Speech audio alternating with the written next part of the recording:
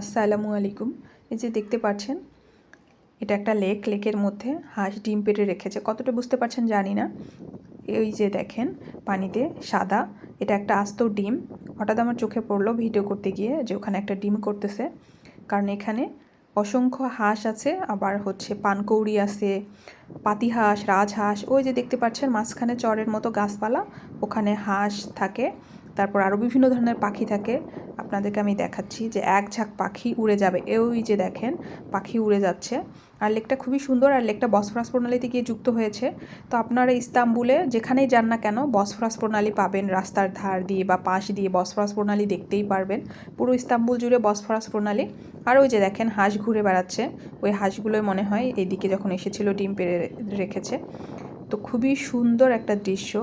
আর ওই যে দেখেন একটা ব্রিজের উপরে গাড়ি চলাচল করতেছে। অসম্ভব রকম সুন্দর একটা জায়গা। আর এই জায়গায় গেলে আর বাসায় আসতে ইচ্ছে করবে না। তো এই যে দেখতে পাচ্ছেন অনেকগুলো শিপ এখানে বাঁধা আছে। আপনারা চাইলেই এই শিপে উঠে লেকটা ঘুরে দেখতে পারবেন, অবশ্যই টাকা লাগবে।